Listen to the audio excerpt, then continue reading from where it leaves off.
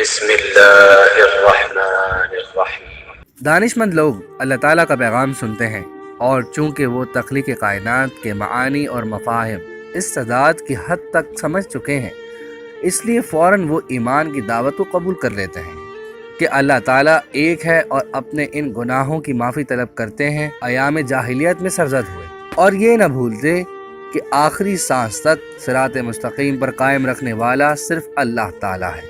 لہٰذا ان کی یہ خواہش کہ سچے ایمانداروں کے ساتھ وہ اس دنیا میں بھی اور آخرت میں بھی وابستہ و منسلک رہیں پوری ہو سکتی ہے اگر وہ اس دعا کو پڑھیں۔ اس دعا کو پڑھنے کی عادت بنا لیجئے، کیونکہ کوئی شے ایمان سے بڑھ کر نہیں۔ آخری سانس تک دنیا امتحان گاہ ہے۔ اگر ساری زندگی ایمان پر گزر جائے مگر ایک لمحہ بھی ایسا آ جائے جو اللہ تعالیٰ کی یکتائی کے یقین سے خالی ہو، تو جہنم کی آگ منتظر ہے۔ ربنا اغفر لی، ربنا افرغ علینا صبرا وتوفنا مسلمین۔ ترجمہ: اے ہمارے پالنے والے، ہم پر صبر کی بارش برسا، ہمیں اپنی فرما برداری کی حالت میں اٹھا۔ اگر ناداری اور مفلسی سے دوچار ہونا پڑے یا کسی تکلیف میں گرفتار ہوں تو مایوس اور بے راہ روی کے چنگل میں پھنس کر سیدھے راستے سے بھٹک جانے سے بچاؤ کے لیے اللہ سے صبر کی دعا مانگتے رہیے، کیونکہ پروردگار عالم ہی رحمان و رحیم ہے جو کہ کبھی نہ کبھی ہماری دعاؤں کو ضرور قبول فرمائے گا۔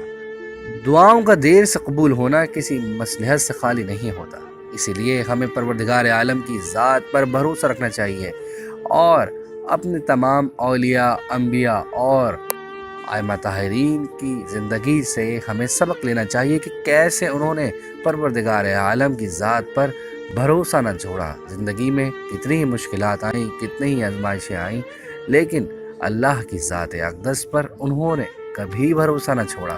اسی طرح ہمیں بھی پروردگار عالم سے ہی مانگنا چاہیے، محمد و آل محمد کے وسیلے سے اس کے حضور دعائیں پیش کرنی چاہیے، اور کیسے بھی حالات ہوں ان میں صبر کرنا چاہیے اور اس سے بھروسہ نہیں اٹھانا چاہیے۔ شکریہ۔